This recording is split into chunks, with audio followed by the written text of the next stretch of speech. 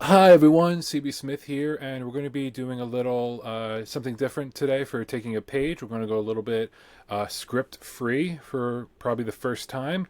And joining me today is a special guest, Matt. Say hi to everyone. Tell everyone who you are, how are you, and what are you? I'm pretty good. I'm pretty good. My name is Matt Curione. I am the editor at large over at Talk Film Society. I'm also the co-host of Monsters Never Die. It's a podcast I do with my friend Jacob whenever we can get together, and we talk about horror movies, their sequels, remakes, reboots, and rip-offs, and it's a whole lot of fun. Yeah, speaking, that's one of the reasons I reached out to you about this. Since you guys talk about horror movies and on all the iterations of it, and I believe you talked about Wes Craven a couple times. We have, yes. Yes, I thought, oh, this is perfect. Someone I can talk about the topic of this video, Summer of Fear, written Yes. written by Lois Duncan and made into a TV movie in 1978. Have you heard about this movie? Watched this movie before? I had heard about it, but I had never seen it until last night. Beautiful, beautiful. Yeah, I did I send you the link for Tubi or you found it on your own? I sought it out. Apparently, I already had it from years ago, so Okay, you have it? I have like a copy of it. Yeah. Oh my goodness! Like, I can't say anything. I have a movie collection. I haven't seen a handful still, and Yeah. my bookshelf is mostly do not finish or have not finished. So I'm going through that slowly. Happens to the best of us. So a funny thing is that this was actually like my first Wes Craven movie I ever saw. Wow. Okay. Yeah, but it was kind of on accident. The book, the book it was written by Lois Duncan was an assigned reading for us in like fourth grade, Oh wow. and then like as a treat, we went and saw the movie afterwards That's cool. in class. With the big old VCR cart and Yup. everything. Yeah, Roll it in. yeah. Aging myself and you. Oh yeah. Yep. I Oh, remember those days. and the weird thing is, like, I forgot about it. I forgot the title. I forgot like most things about it. But I had like a recurring nightmare about it. Like, it was one of the first like scary movies that legitimately Okay. like gave me an actual like nightmare that just kind of stayed with me. That didn't really have anything to do with the actual movie, but like the Yeah. characters were there. Does that make sense? No. No. Totally. Right. Right. Have you heard of Lois Duncan before?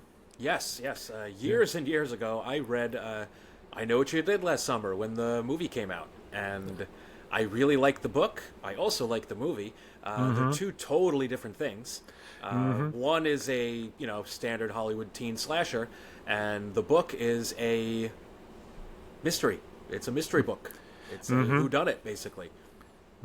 Yeah, we have like a little bio here for Lois Duncan. When I was looking into her for research for this video, I mean, this is my term calling it, but like I really think that she's like the godmother of young adult fiction. Yeah. She was one of the big like forerunners of it. Before her was maybe like Nancy Drew and the Hardy Boys. So Yeah. she was very much like one of the first successful young adult authors. And you mentioned, I Know What You Did Last Summer. Another one that she did was Hotel for Dogs. Really? Yeah, That's yeah, awesome. That's cool. yeah, yeah. I didn't know where to put this. We're going to segue to something, a little sad. I just felt that it was like very important to talk about. Is back in 1988, her daughter was unfortunately like murdered, and it was Jeez. unsolved. It was unsolved for a very long time, and supposedly that's one of the reasons she like really really disliked what they did with I Know What You Did Last Summer was Totally understandable. yeah, yeah. She did pass away in 2016, but again, looking into it, researching, I found out that her murder was actually solved in 2021. Apparently, the murderer confessed Huh. to the police, and you know, unfortunately, I'm sorry to make this all sad all of a sudden, but like, it's unfortunate that she did like die not knowing, but I am very Yeah. happy for the family, like having that closure Oh, most finally. definitely. But okay, enough sad stuff. We're here to talk about spooky summers. Yeah. Yeah. So before recording, we talked a little bit about like the different versions that she's written for Summer of Fear. The edition that we're seeing in the middle is the one that like stuck with me all those years. Like didn't know the title or anything, but I just remember that face in the cover, just like staring back at like little Yeah. me in fourth grade. My favorite cover I found of this book is on the left, where it looks like an old Windows, It's like terrifying. it's That that terrifying. that will invade my nightmares. That face. Oh no, then you wouldn't like the one of the slides I have on here. Oh boy, that is terrifying. No, thank you. Oh no. Um, the newest edition, the 2011 edition, we talked about how around 2010, when she rewrote a lot of her stories, where she updated it for like with cell phones and computers in her these stories originally written in the 70s. And it's not as good. Is not as I was very adamant with my family giving me this for my birthday to like no, I want this edition. Yes. Here's the link. Yeah. Don't go anywhere else. I'm sending you the link. Order it. I don't care if it comes late. Just this one, please. Yeah. I'm actually like okay with the idea of like updating stories in general, like on principle, but I am kind of sad that like in order to get like the original edition, you need to like go You and need to track. search. Yeah, Yeah. you need to track this stuff. But like the example I keep thinking of is like Stephen King's The Stand, which I think the current version that you can pick up now is the updated version set in the 1990s, even though the original one came out in 78. Oh, interesting. Yeah, I just think that many people not notice that because like culturally not much is that different, like technology wise, and but like I'm reading it and like everyone talks not like the 90s, everyone talks like my parents from the 70s. So that's a little bio. If there's anything you'd like to add about, I know you did last summer or anything else, we'll No, I don't think so. Just All right. very good book. If you haven't read it, track down an old copy and read that. All right. So same goes for Summer of Fear, or if in the comments, let us know if you've read the current editions and ended up liking it or not. The movie begins with this speedy shot with the credits rolling of a car going forward into over a cliff, which is a lot different than the book, which was it began as like kind of a flash forward where this unknown character at the time, you don't know their name, is looking through these newspaper articles and seeing the story of a missing family, and some unnamed girl was part of the family that isn't in the photo, and she's missing, and you're like, oh, what is the story? How, like, what does this relate to the book? We don't know yet. Already we're off to a very different start chronologically. Oh yeah. And afterwards, then we get introduced to Rachel, the main character, and these are her two parents. They just got news that like the mother, her sister, and her husband, the sister's husband, died in that crash in the beginning of the movie. So they have to go and pick up Rachel's cousin, Julia. There's not really any difference really here between the book and the movie at this point. It's very similar, including like the dialogue, which I don't know how you would describe. I know you did last summer's dialogue, but to me, Lois Duncan's writing style is very like mom style, if that makes sense. I could see it. No, that makes sense. I could see that. Like even Rachel, like in the book, she's 15. I think in the movie, she's like 17, 18. Yeah. She talks in this very like matter of fact, tut attitude Yes, kind of bit. yes. Yes. And I think it kind of works, if that makes sense. No, it Like- does. Yeah. Yeah, in like It in does, especially for like the tone of what the movie's going for. It fits. I think so too. In the background, you see her brother Peter, who has much more stuff to do in the book, but he's also a little bit of a background character in the movie. Yeah, he kind of like comes in and out in the movie. Yeah. He doesn't have much to do in the book. At one point, I was just like, "Who's this guy again?" Oh, okay, yeah, him. when I was rereading this book preparation for this video, I honestly forgot Peter was in the movie. I kept putting in I kept putting in notes being like, all right, so some person does this, Peter's not in here, blah blah blah, and then watching, I'm like, oh shit, he is in here. You're in the book and you're like, it's a shame they cut this character out. Oh wait, no, they didn't. He's just that like plain white bread version. Yeah, he's just that guy. He's just that guy with the perm. And oh my god, the perms, my man. Beautiful, beautiful Linda Blair hair in this. Oh yeah, yeah. This is the beginning, and then it just follows her into Hell Night. So in this scene here, Julia comes in and is startled by Sundance the horse that I believe Linda Blair was the one that pushed for having the horse in here. In the original book, it was a dog named, oh my goodness, the name. Oh, okay. I found it in my notes. Trickle. This wire hair. Horrible name for a dog. Trickle. There's another dog that we're gonna later on that I think has just almost an equally dumb name, but I like Trickle. Why you hating on Trickle? Oh God, gonna trickle on the carpet. What are you doing, kid? Bad dog. Hey man, like she probably got Trickle as a kid, and it could have been that. It could have been like true, chicken. True. Yeah, you know how many dogs I've seen that are named Chicken Nugget. Yeah. So be thankful we have Trickle. But I like the addition of the horse because you don't really see that. Like if it was the dog, I think what's going to happen afterwards would be one, a lot more sad, and two, just kind of I don't want to say run of the mill, but if there was a dog, I feel like a lot of stories would have dogs, but having a horse is a little bit more different. It's something new. Yeah.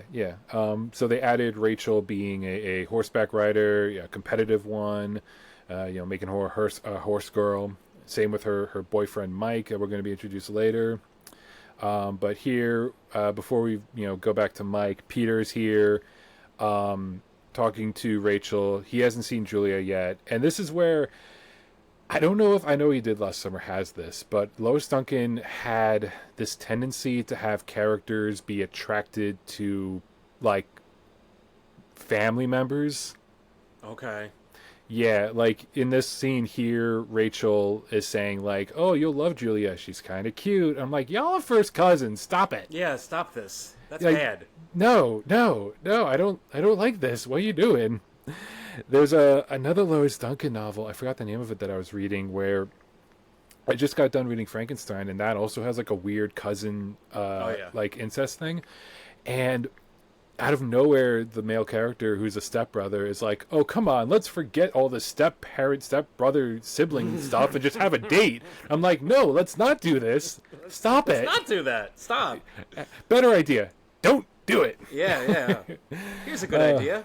No.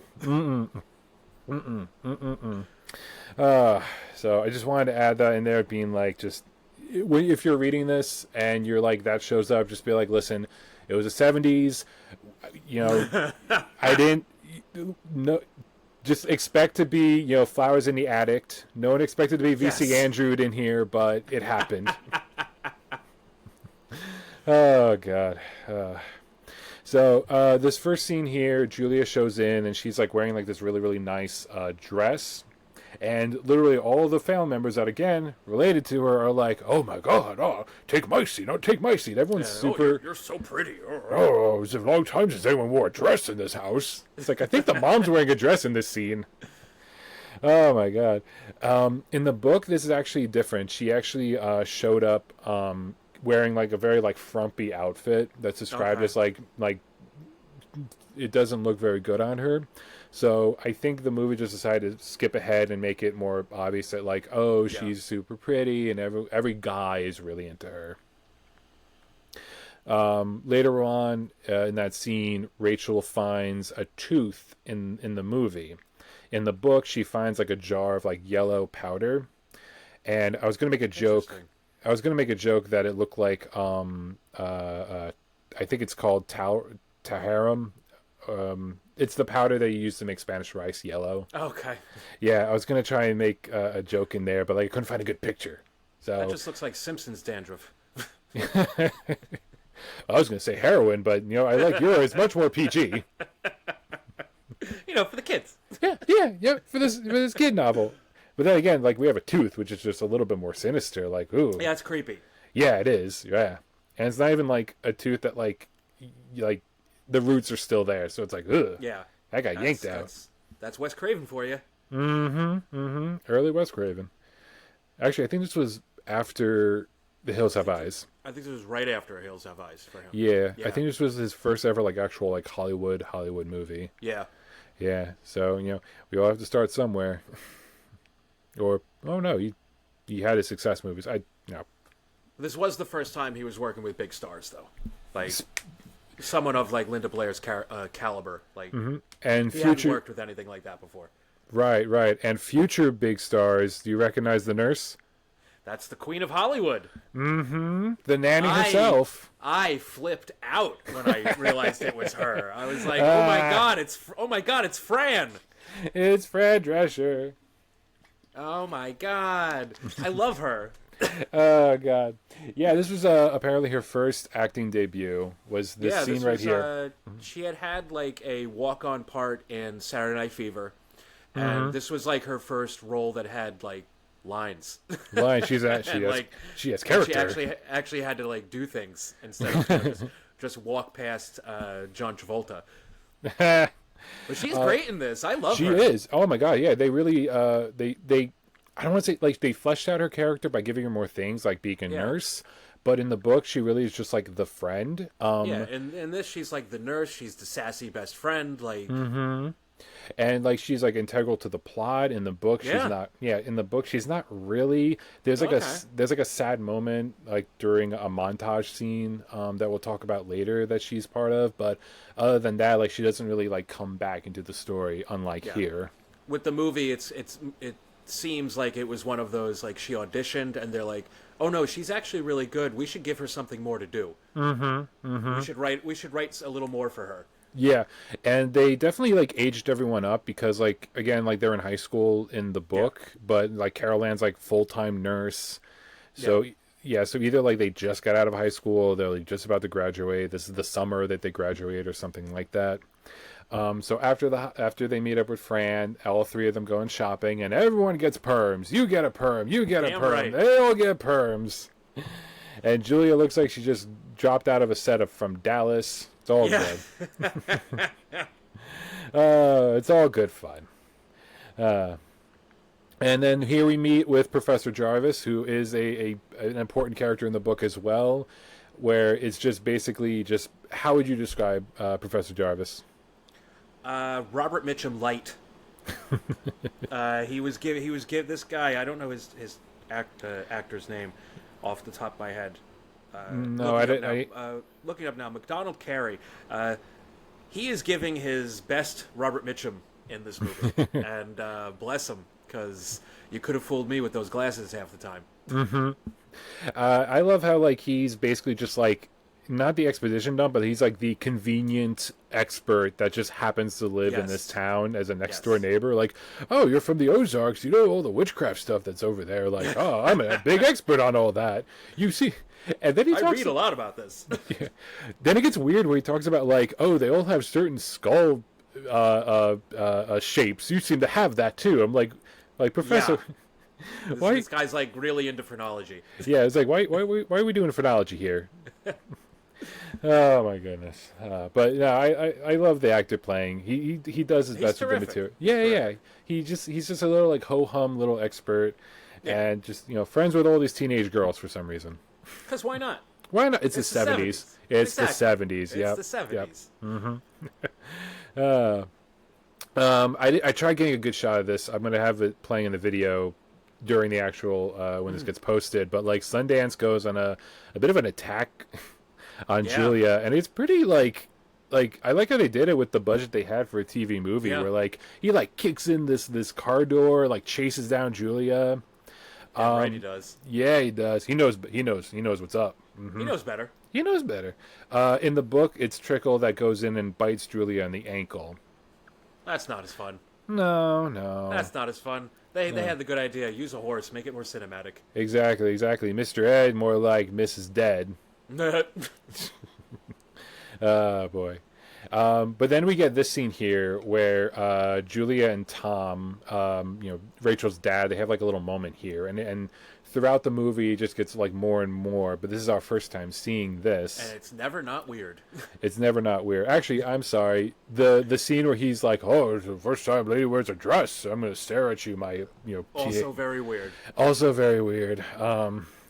But in the book, it never really like goes this far. It very much is like she calls him Tom, and he's like kind of like happy about it, like kind of cheerful about it, but like never gets further than that. We never see anything else, and because the book is in first person and the movie is not, it mostly is in Rachel's point of view. We actually get to see more scenes of this happening in the movie.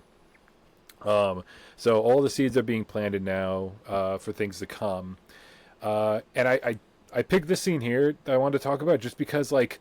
Mike's fucking huge. He is a giant. Like, are you sure? Like, he's not the horse? Yes. Like, my goodness, either Lyndon Blair's short or Mike's tall or both. Like, he ducks under the door both. for him. I think it's both. She's not that tall, and this guy's a giant. Yeah, like he's ducking under the door frame. Like he's just massive. Jesus. Oh my goodness. And the hat makes him like 3 feet taller. I know, it just makes it worse. Oh god. Like I'm tall around all my family members, but I'm not like ducking under doorways. Yeah, no. You can walk inside a house and not have to crouch. Exactly. Oh my god. Just wanted to add that in there. So during the shopping montage, Rachel bought some material. She was going to make a dress for herself, and in this scene here, we find like she didn't make the dress really well. And in all honesty, it's just they just made like a big baggy dress on her to wear. Yeah, that's just a nightgown. Yeah, exactly. Yeah. Honestly, it looks kind of comfy if I'm honest. It does, yeah. But definitely not what she was going for. Not what she was going for. In the book, they mentioned how like it's a color that she would not wear very often. Yeah. There's a great like reveal at later on that we're going to talk about how like why did she pick this color and everything. And then like immediately after the scene with the dress, she wakes up. She notices like she picks up an empty picture frame, so like, that's like a little whatchamacallit, a not bait and switch, set up and send off. Is that it? Yeah. Sure. Yeah. Yeah, like a little bit of like setting something up for another scene, and then she looks herself in the mirror, and she has like these hives on her face, and it's gross. And it's gross. It's gross. It's actually for the time and for TV, pretty good makeup. Mm-hmm. Yeah, and the dance is tonight, Matt. Like, what's she gonna do? Oh, I can't go now. Yeah, the doctor comes in. It's like, oh, it's gonna be a couple days, whatever. And she's like, but the dance is tonight. And that's the thing. Like, this book is in the movie are very much like teenage problems that just kind of get like they blow up out of proportion, and in the end of the movie, most important thing in the world. Yeah, and your cousin comes over, and like suddenly like some people paying attention to her and all this stuff, and now things are happening. Yeah. Poor Linda Blair. Yeah, I wanted to talk about this part because with Peter, he. In both book and the movie, he like says like, "Oh, I would love Julia to go to the dance because my band's playing, and I want her to watch me play." And in the movie, I think they made the really wise choice to make it a guitar because it's like, yeah. In the book, he does all that. He does the I really want her to see me play. We're really gonna be like really rocking it out over there. And Peter plays a clarinet. Like I don't want to. I don't want to say anything mean to all the Squidwards out there, but like You're not rocking. No, you're not rocking. There's a specific type of girl that likes a clarinet player, and it's if you find one, hold on to her. And I say that as a former tromboner. Okay, so like I get like you find that one girl, stick with her. Yeah. Yeah. Yeah, which is why I moved to guitar. and but also Peter throughout the book, he like gets really really thirsty for Julia. Like in one scene, Rachel and Fran's character comes back from like a night out, and Peter's like, oh my god, Rachel, Julia's so beautiful, I love my first cousin, do you think like she'll marry me? And it's like, bro, like, y'all cousin. Like in the book You're it really, related. Stop. no, in the book it really was like, do you think like, first cousins can marry? And Rachel is like, this is what I mean by mom writing. Rachel is instead of being disgusted, she's like, well, it's illegal in some states, so probably, maybe, I don't know.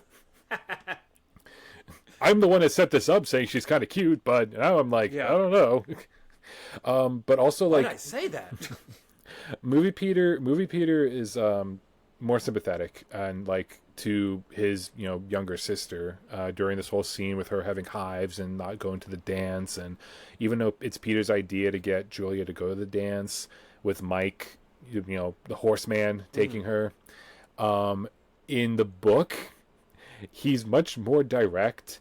And Rachel asks point blank, Peter, do I look as bad as I feel? Like she's in like a very low moment right now. Oh yeah. And Peter says, yes, in fact you look worse, like you dyed your face red and stuck chewing gum under your skin. Oh, Oh my god. helpful. Real helpful. Look, bro, you're an asshole, Peter. I don't care. Yeah. I don't care if you're under some kind of spell or not. Like that's Stop being mean. so mean. Oh my god. And Sup, juicy fruit. juicy fruit. How you doing? Anyway, You're how a much jerk, Peter. he is. Go play a clarinet. Yeah. Go rock out with your clarinet, buddy. Yeah. Good luck. Go. Anyway, how could this possibly get any worse? Could it be that your cousin is in a much better, like, looks so much better in your dress than her? Yes. Oh yes, it gets much worse. This scene here was Julia is looking at a mirror, right? And you see like Rachel notices like her reflections going in and out in the mirror, and she's the only one that notices it. That's a book. No, I'm sorry, that's a movie edition only. In the book, Okay. yeah, in the book she just comes out and looks very very nice in it. There's no like foreshadowing into like Because I thought the mirror stuff was pretty cool.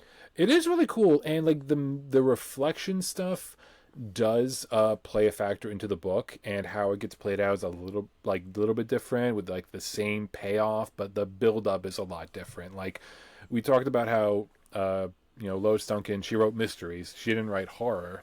Yeah. And this is very much like a mystery, and it's just plain build up at this point. There's no supernatural things outside the yellow powder and Trickle the dog being aggressive towards Julia. Yeah. And then while they're at the dance, how would you describe this wax figuring? It looks so gross. It looks like a deformed pig's foot. It's really creepy looking. Yeah. Like that's in the book too, like a wax That's figurine. unsettling. Yeah. And she finds out that the wax figure, Rachel finds it and is like, oh, this is Sundance's hair. Like, oh my god, like now things are Ew. getting a little, like, what the hell's going on? First teeth, now wax figures. Like what? She goes in to find Sundance laying down, and it's like a fake out, right? It faked me out at first. Yeah, because like I was always told I was like, horses, oh no, that horse is dead. Oh god. and I was always told growing up that like horses slept standing up. Interesting. I've never honestly thought about how they sleep. Like I dated a horse girl in high school, but like it only lasted a couple months, so like Yeah. she scared me. The horse scared me. Horses scare me, Matt. They're fascinating creatures. Like I like them from a distance, but like any animal bigger than me, I'm instantly like I'm a big guy. You don't so trust if you're, it. You don't trust no, it. yeah, exactly. Like you're bigger than me. I don't like this. Yeah, I don't like this. Weird long faces. Ugh. Yeah. Side tangent. I was told like to ride this horse with this girl, and she kept telling me to like really kick it in the ribs. I'm like, no, No, I don't 'cause want to it's- hurt this thing. I don't want I don't want to piss it off. one, I don't want to hurt it, and two, if I go really hard on it, this thing has the power to lift me off Oh itself. yeah. And yeah, Oh yeah. I'm not. No, he can graze wherever he wants. I'm fine Yeah. up here. And you're going flying. Yup. Yep, exactly. So weird, creepy wax figure, and then Peter comes back alone, even though he said he's going to bring Julia home. And what do we find? Oh, Mike is now with Julia, dating her and like all over her and all this stuff. Poor Rachel loses her boyfriend, doesn't get to go to the dance, is covered in hives. What? That's just the icing on top. Covered in hives. Yep. And what else can go wrong, Matt? Everything. Everything. She obviously, because there's no Her horse life in the. is going to turn into a pile of garbage. Oh my God, yes. There's, like I said, there's no horse in the book. Literally right after she like finds out about Mike, confronts Mike, being like, "What happened?" And Mike's like, "I don't know. It's like magic or something. I'm just instantly in love with her." Blah blah blah. She goes to her poor dog, who, because he was aggressive, is out in the yard. And she like tries to like go to him as like comfort, only to find out the dog died immediately afterwards. Jesus. Oh my God. There's a great scene where like the littlest brother Bobby, who has even less to do than Peter, is like And he's not even in the movie, right? He is in the movie, but again, Oh, the little kid. Yes. Yeah, Okay. yes. The Again, one who just like comes in and out and like. Yep. Yeah. Again, even less to do than Peter. In the book, there's a really sweet moment where like they help Barry trickle, and it's a very sweet moment that like is the only. For a long time, it's the only sweet moment we get because, like in the movie, this is during the competition. Sundance is going erratic, and just like props to whoever is the stunt coordinator for this movie. Like this looks really dangerous. Yes, it does. Like I don't know who's that stunt double being Linda Blair, or if that is Linda Blair. I would hope not. She is a horse girl, so maybe she has that. Yeah. It was her idea to put a horse in here, so I mean, she was crazy at the time, but I don't think she was that crazy. Yeah. But the horse flipped over, and then in the movie, the horse's leg is broken, and instantly is like, "Oh, we got to put it to sleep right here, right now." And it's like, can you give us a second? Can you stop, please? Slow down. Everything's really sad right now. Yeah. It's like one thing after the other. What else can go wrong? And what else can go wrong, Matt? Everything. There's a big montage of like Things going bad. Everyone loves Julia. Dad Tom really loves Julia, kissing her on the cheek as she makes some Getting lunch. massages. Yeah. Telling his daughter, "I don't want you to live here anymore. I think you should move out." Yeah, What? yeah. We're gonna get to that part. And this big montage, the mom really loves her.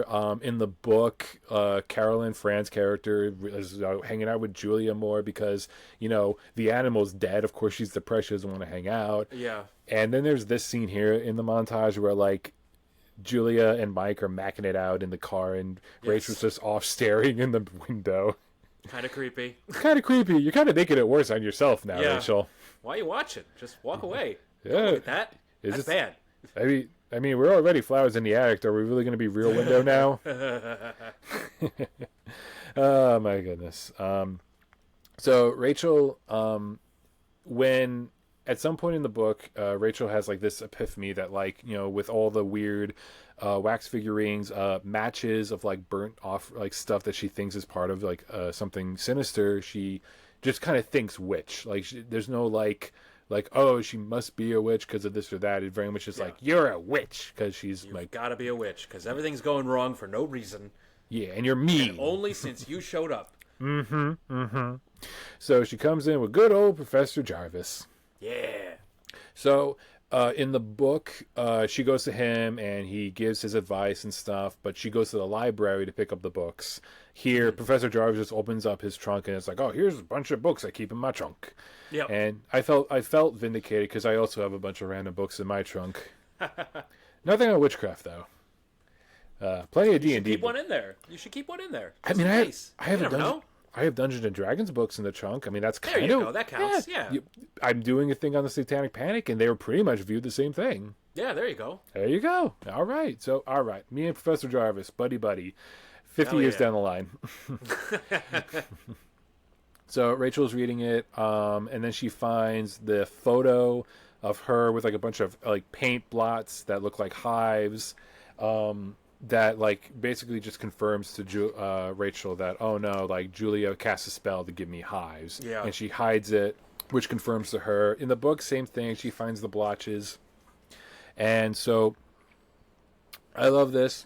They have this confrontation scene here, and movie Rachel is pretty good. Like she kind of reveals too much. That Yeah. like yeah, Julia's like, oh, this friend of yours, it must be Professor Jarvis. Ha ha ha ha. Rachel in the book is like, I have a friend who's going to reveal everything to you. His name's Professor Jarvis. He lives over there. And I'm going to tell him everything tomorrow. No, you're not. No, you're not. You just spilled the beans, girl. Yeah, what are you doing? Oh, my God. I love that. I love that because it's just, I don't know. It's a young adult novel. And clearly, like, this is supposed to be Yeah. like a little bit of a lesson. Like, girl, keep some secrets to yourself. Yeah. Yeah, Shut your don't. mouth. I'm going to reveal my whole plan to you. And this is what happens. What Don't happens? tell your enemy everything. Yeah. What else could go wrong, Matt? Everything! Everything. Rachel sleeps on the couch, and this is what you're talking about. Tom is like, maybe you should move out of your room and go be with your little brother. Well, Yeah, well, like Julie, what? it's supposed to be like the whole like spell thing, but it's like, my goodness, can you just stop? Yeah, leave her alone. Like, she's not having a good summer. She's having a No. pretty fearful summer, if you will. Yes, it's a bad summer for her. A summer of fear, if you will. Oh my goodness. And then this is the part I was talking about where in the movie there's a little bit of like a back and forth, and Julia says something along the lines of like, oh, you bought that dress for yourself, did you? In the book, Rachel, because we're in her mind, in her first person perspective, she comes to the realization like, wait, did you do something to me to buy this dress that doesn't look good on me but looks good on you? Oh, okay. So that like this is finally like we're really clicking in the book now where it's like, oh no, you really are a witch. We Yeah. Yep. But like, how do we stop you? Right? That's generally where we're at now in the story. Is now they both kind of know like, oh, this means war. Yeah. And then what else can go wrong, Matt? Literally everything. Like, Professor Jarvis has a stroke. Oh, Oh, who could see who that saw happening? that coming? Oh Who saw my that God. coming? Oh God, literally everyone. Yes. Yeah, so he gets sent to the hospital. I think there's a scene in the movie where like Julia kind of looks over at Rachel, being like, meh. Yeah. Yep. Yep. And so this scene here is where like Julia is like saying like, oh, I'm gonna go see Professor Jarvis. There's a pretty poignant scene in the book where Rachel is reading all these witchcraft books, and one of them, for one, like I learned a lot of stuff about 1970s witchcraft. Like, did you know that California had their actual like legally appointed witch? What? Yeah. That's wild. I'm going through my notes right now, see if I could find it again. Oh yeah, her name was Lois Hubner. She was the official witch of Los Angeles County, which, Neat. okay, sure. A couple years later, the Reagans have their own astrologer, so yeah, government go hire some witches. What have you? Go crazy. In this scene here, like she comes to this realization that like the reason why she thinks Julia wants to go see Professor Jarvis is because right now Jarvis is alive. And She wants to go kill him. Yeah. Yep, in the book it's referenced that like if a witch walks around a bed counterclockwise of a sick person, that's like the death spell. Oh wow. And okay.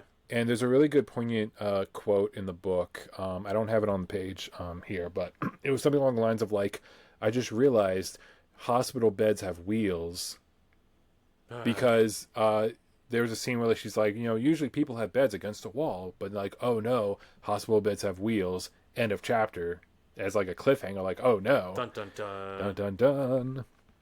So this is a scene where like Julia kind of cracks a little bit under the pressure of Rachel being like, oh, I'm gonna go see Yes. Professor Jarvis too. Yep. And what does she say, Matt? I forget, but this whole argument like really angered me. Like Yeah. how the one was like, "I'm gonna go see Professor Jarvis," and it's like you don't even know him. Mm-hmm. You don't even know him. That's Rachel's friend. Why would you go visit? Stop. Exactly. Yeah. And how Anyway. everyone's like, "No, she should go visit. She should go visit." It's like, no, she doesn't even know this dude. Exactly. Like oh, because of Mike, like they're friends, sure, but like not in this movie. He's barely like. Yeah. And You then just moved here. Exactly. Exactly. Julia says something along the lines of like, "You kill your own snakes, I'll kill mine," and like it kind Yes. of Okay. yeah.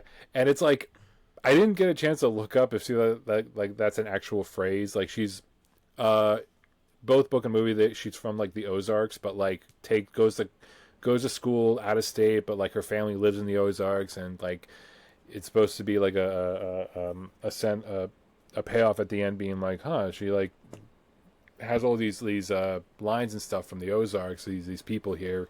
Huh. Mm-hmm. And so we have this scene, this argument, which is like the first like crack in the whole thing, and then we see them in seeing Professor Jarvis. In the book, it's very like no nonsense. They come in, they say hi, and they say bye. But in the movie, they make like a distinction that like Professor Jarvis has a reaction when Julia actually comes in, like his heart rate goes up and stuff. Yes. Mm-hmm. So like that was nice. Like they gave Professor Jarvis like more to do in the movie because he's like the expert, while in the book it's like, oh, he's he's gone for now. Like he's just in the hospital bed. Yeah. You're not doing much. No, he ain't doing much. And this scene kind of made me chuckle a little bit because like this is a scene that like you run into when you're like trying to be like, my character is reading a letter in secret. No one, like, I'm not allowed to look at this letter that Julia got in the mail from a friend from school. And it's like, okay, movie people, how do we have her read this without like, us reading it? And it's like, oh, she's going to read it out loud in the middle of the night when she's trying to read it in secret. Yes. Yeah, like that's a favorite trope of mine, where it's like you gotta give us this info. It's hard to do. I get it. How do we figure this out? So Rachel goes and calls the number of the friend that wrote the letter. And how did this go? How did this go, Matt? It didn't go too well. No. She's like, at first she's like, oh, Julia, like the friend is like, Julia's great, Glee Club, sings all the time. And then Rachel's like, does she study witchcraft? Does she worship the devil? Like, click. Yeah. Click. Yeah, exactly. It's like, girl, you revealed immediate hang up. Just you're not cut out for witch hunting. No, she's not that good at it. No. But we're rooting for you. We're trying to. But then she calls back. Yeah. Oh fuck! I forgot what went down with that. But like, yeah, she does call back, and it's very much the same thing where it's like, don't call Julie, don't call us again. You're weirdo. Why would you ask that? Yeah, exactly. And in the book, after this conversation, she realizes like, oh no, like I'm on my own on this. Yeah. So she actually calls the hospital, afraid that like Professor Jarvis is going to get killed by Julia, because she can't constantly be going there with Julia's there. Yeah. She actually is like calling in a bomb threat. They're like, Professor Jarvis, is in grave danger. Someone's gonna try and kill him, and so like now like he's under like no visitors ever are now allowed to visit. Which smart. That's like the one big smart thing she did. Yeah. Yeah, yep. I don't think you can't get away with that now, but no, not at all. 70s you kind of can, because there's a lot of death threats and bomb threats in that time. Nowadays you go straight to jail. They'll find you in seconds. Yeah, exactly. She can't DB Cooper her way out of this. No. No. So next up, I got excited because the nurse is named Duncan. And I thought this was a cameo of like, oh, did Lois Duncan have a scene? And turns out no, it's an actress. But this was never in the book. There was never a Nurse Duncan, so I thought that was kind of cute. Nice little wink. Nice little wink and a nod. A little wink and a nod. Yeah, I really enjoyed that. In this scene, Rachel talks to Professor Jarvis. Obviously, no bomb threat happened. where Professor Jarvis just spilled the beans of being like, witches have no reflection. Get a photograph; she won't appear in it. Yep. All this stuff. And in the book, she finds out through one of her books. Same thing with the counterclockwise in the bed. Oh, okay. And so, like, I like it. Professor Jarvis gets more to do here. He's a resident expert. So that's kind of nice. And plus, it gives Fran a little bit more of a character here where she's like, I'm going to sneak you in. You're going to talk to Professor Yep. Jarvis and, find out the things you need to find out. I'll help you. Thanks, Fran. Yeah. Yeah. Fran's the best. Yeah. Yeah, she's the nanny. Of course we love her. Yeah. Yeah. Let's see. And then, so Rachel convinces her mom to take the photos for a Yes. modeling gig. In the movie, it's unspecified, but in the book, it's made clear that like she has a job as a photographer for this client is American Girl dolls, and they need reference Okay. photos. Yeah, and I guess it's like a right issue. Yeah. Yeah, and then Horseman Mike is over here like kneeling, almost looks like he's humping Julia in the photo. Because he's so damn tall. He's so tall. And she's tall too. Yeah, yeah. So it's like, And he needs to like kneel down just to even get in the frame. yeah, like really crouched down there, like my, like I'm like a head taller than my wife, but like Mike is a head taller than me. Yeah, this is Oh my god! that guy's a tree. Like I can't specify enough, you guys, like how tall this man is. He's tall. He's tall. He's so tall. There's a great scene coming up after the photo shoot here, where Julia and Rachel have like a moment here, and this is a movie moment where like it's revealed like the mom doesn't like Julia all that much Yes. either. Yeah. Like she's getting a little suspicious. In the book, it kind of is like there's a version of it where she's like saying like, I'm thinking of you doing the photo shoot with Mike, even though you aren't dating, because you're much more photogenic. Julia doesn't really look good in photos, and like that's like the reader has to read into that as like oh, she don't like her either. Yeah. But I love Linda Blair in this scene. She's like, why does she have to come? I don't like her. Exactly. Like the mom is like, hey, you're having It's a like, really Don't Go you on, go get on. it? How can you not tell? I don't like her. exactly. This scene is like the mom is like, I know you've had literally the worst summer of your life, Yeah. and so But we're you gonna should go. be friends with her. You should hang Yeah. out more. No. Like at first, it's like you and me, just you and me. We're gonna go on a trip together. Oh, and Julia Yeah. too. No. I don't like her. Yeah. Like she straight up says it, and I was like, bravo. Yeah, exactly. I don't like her. Well, Rachel, I don't like her either, but it's my sister's daughter, okay?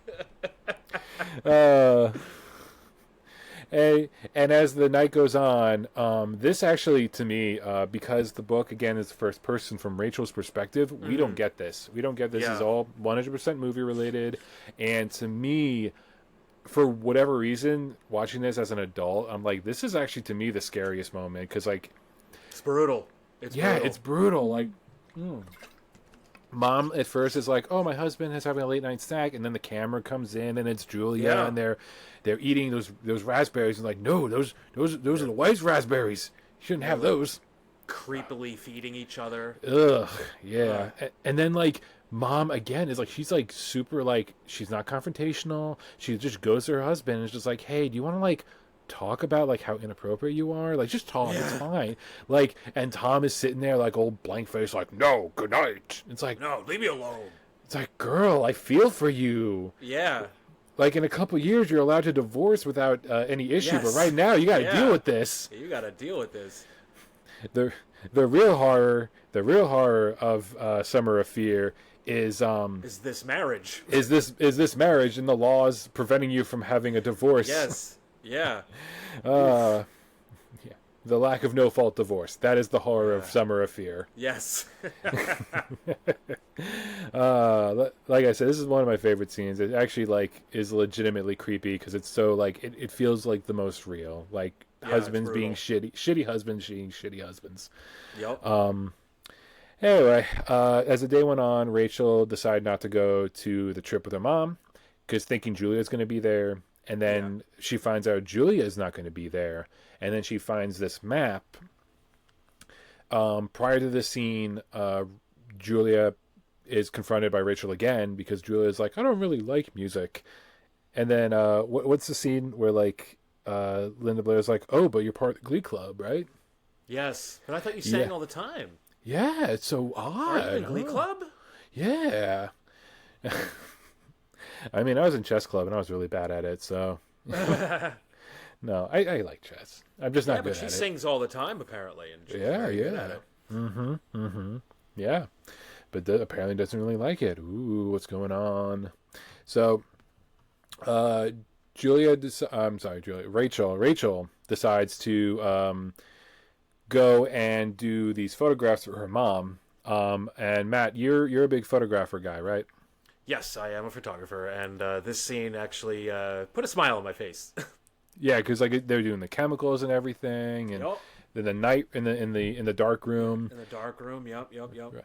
Like I'm spoiling it for you, but like I think you would enjoy the book because like this part right here is like 3 full pages of nothing but like photography porn.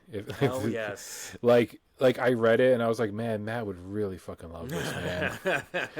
She's like going to meticulous detail, being like, I put the thing in here, and I do the chemicals here. I got to be careful. I Yup. got to wear gloves, and I was like, Nice. oh my god, like it's a good thing. Like I'm Yes, fine go with into it. the process. Yes.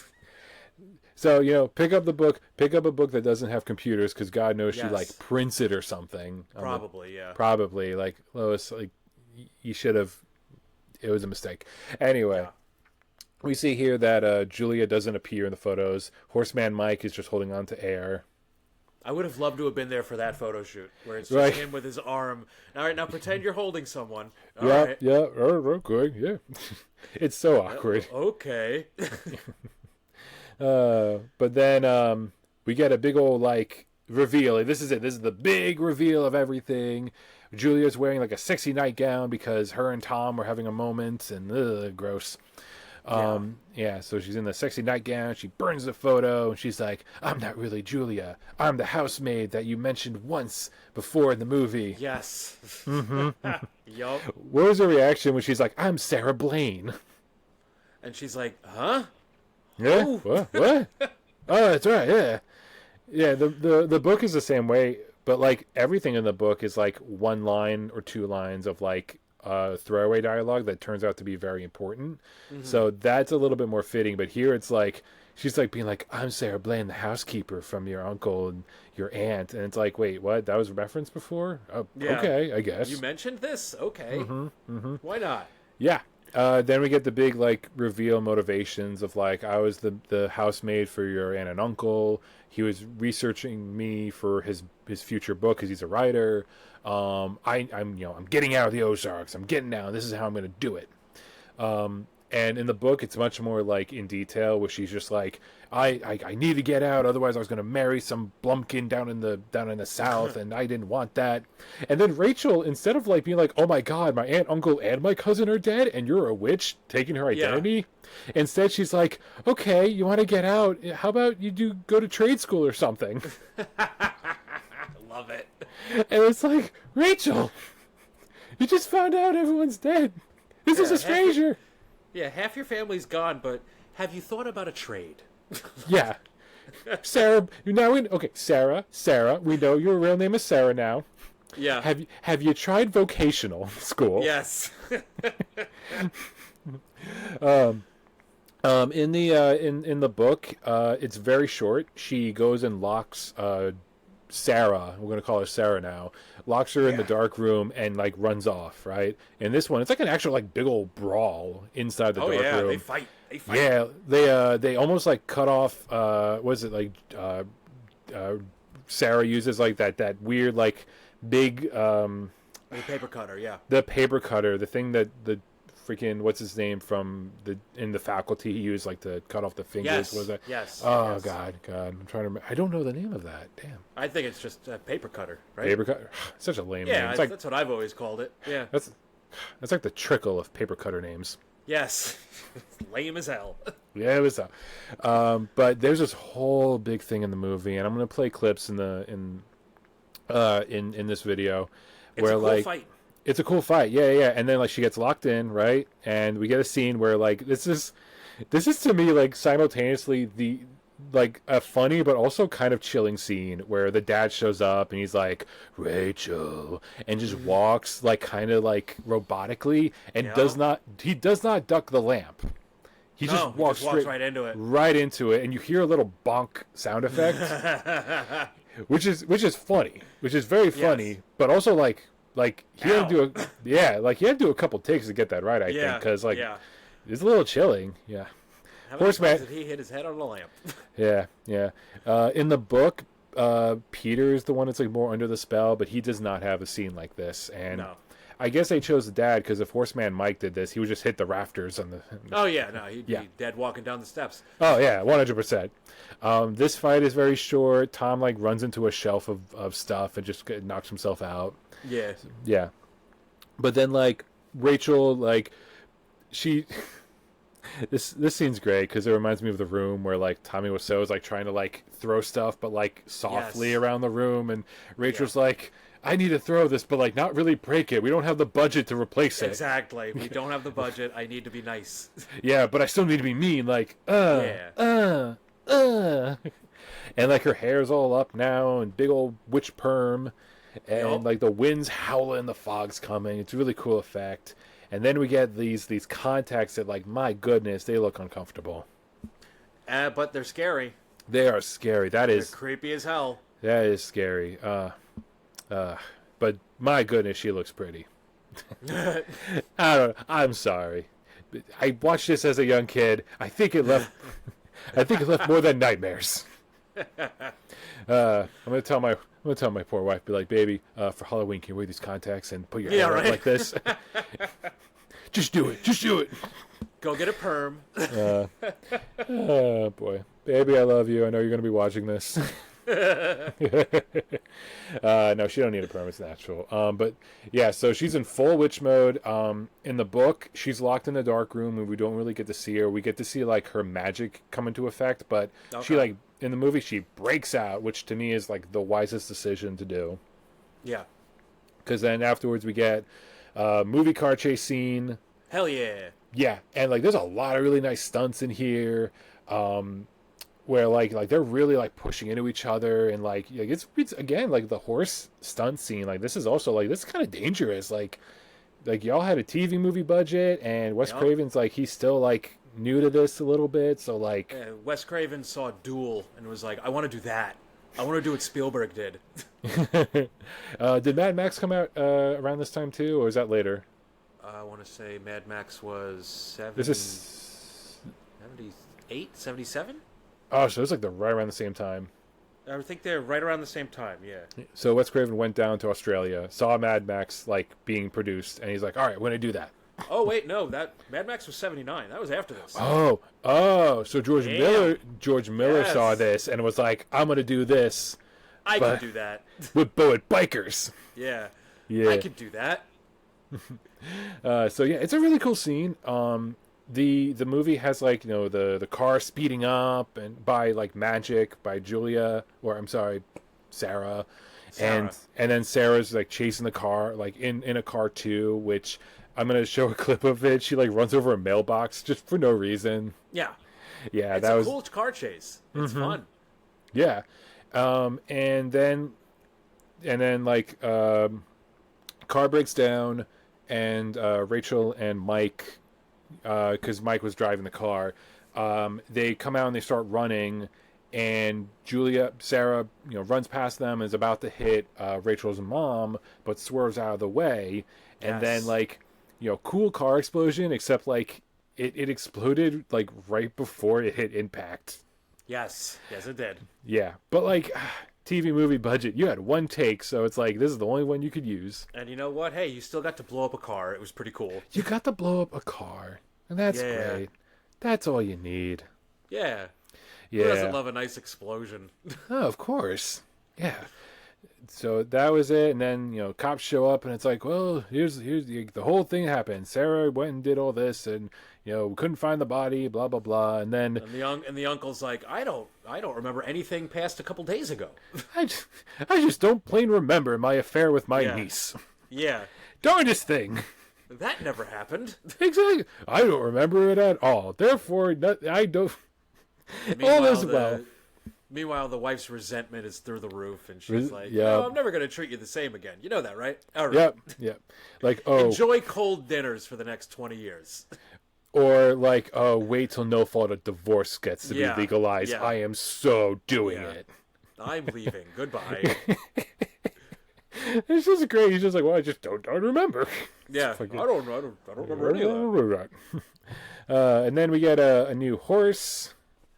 Yeah. Yeah, baby horse. It's smaller than me, so I'm not afraid of it. So Yeah, we good. there you go. Yeah. Yeah.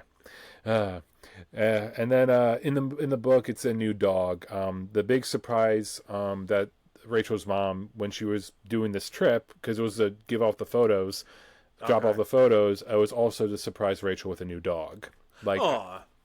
yeah. So after Rachel's mom is like she is saved by Julia stopping the car by like waving her hands and like that gate, because the magic that Sarah was doing was like going to push her off the cliff, but I guess the power of love or something in the book prevented it. Yeah, why not? Yeah, and then we get a new dog, and then his name is Lucky. There you go. Yeah, that's all right. So the movie ends with a little bit of a cliffhanger or sequel bait. Fall of Fear? We don't know. Yes. Yes, where now she has a really bad English accent instead of a really bad Southern accent. Yes, she does. I'd have to hearken this actress. She did her best. Yeah, she did. Yeah. The book ends with I'm the new nanny. Yeah. And don't worry, it's all we're gonna have a really good time. And it's like dun dun dun. Amazing. So I mentioned in the beginning of the book, there's a forward where it's revealed that it's Rachel looking at the news article about the missing people hiking and the unnamed Yeah. It was like a flash forward. Yep. And that continues on at the end of the book where she's in college, and apparently she has her dog with her. Okay, sure. Why not? Yeah, why not? That. Yeah, it's the 70s. Yeah, they whatever. They don't care. They let whatever happen there. Yeah.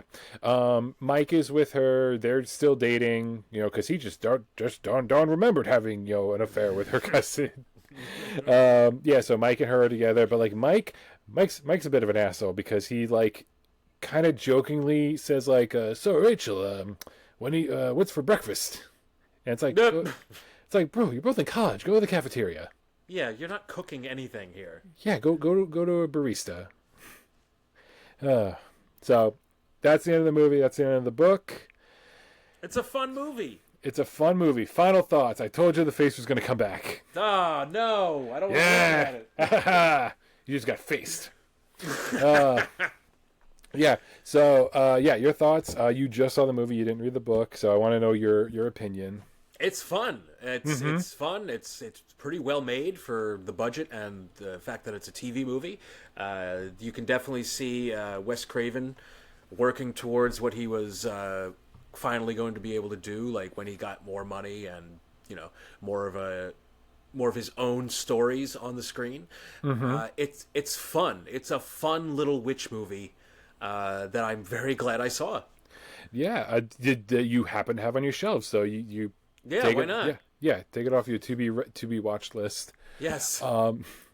Yeah, I loved revisiting this. I like I said, I had like vague memories of reading it, being like, what the hell is that thing that my teacher gave us to read? Like a witch and a sister has a car crash and like a horse gets killed and something. Like, oh my goodness. And yeah, like it was fun to rewatch it, to reread it. Definitely, I don't think I'm gonna reread the book again, just because like it is catered to a younger audience, and like it was a quick read and it was kind of a fun and the mystery aspect of it I really did enjoy, because Lois Duncan, she wrote in like all these little like drops that like once like even at the end it's not like revealed, like Sarah Blaine doesn't be like, oh, this and that, oh, that was all me all along. And it's like, if you read it again, you'll pick up all the little cues, which I very much enjoy, especially for like a young adult audience. Like this may be their first time reading that kind of story.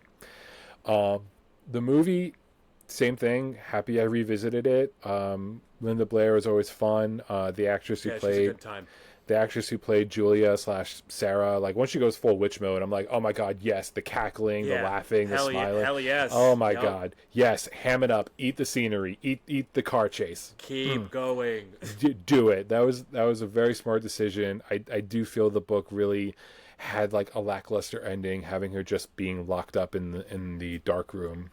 Yeah. But yeah, lots of fun. If you like, everyone listening, if you want to check it out, you can check out this movie not just on Tubi, but also like YouTube actually has like 2 copies floating around. Nice. Yes. I hope it doesn't get taken down because I mentioned it now. Nice. So yeah, that is Summer of Fear, directed by Wes Craven, based off the Lois Duncan novel. Starring Fran Drescher. Sorry, Fran Drescher. Matt, thank you for joining me on this. This was a hell of a lot of fun. This was fun. I had a blast. Mm-hmm. Okay. Where can the good people find you on the internet? You can find me everywhere at The Real Matt C. I use that name for literally every social media, so you'll find me either way. Okay, cool. And you mentioned before about Monsters Never Die, the podcast. Yep, Monsters Never Die. We actually just put out a long time coming episode on the Psycho franchise, and that was a lot of fun. We got to talk our first Hitchcock, and Ooh, nice. I hope we get to talk more of him going down the lane. I really want to talk the birds one day. That would be fun. Did you read the short story? I did not. No. Oh, there's a really creepy scene with seagulls. Oh, fun. Yeah, Yeah. I gotta track that down. All right. Yeah. Be sure to read this. Watch the sequel too. I have seen the sequel. Oh and, my goodness. I don't think I want to watch that again. I rented that when I was a kid, and no, now I don't think I'll watch that again. It's not very good. Even me as a little kid was like, "This is bad." Yeah. Oh my goodness. All right. So, thank you again for coming, everyone. Hey, anytime. Mm-hmm. Yep. Everyone, let me know how you enjoying these little off the cuff, no scripted episodes of Taking a Page, and as always, take care, take it easy, and be wary of cousins visiting this summer. Dangers abound. Bye, everyone. Bye. And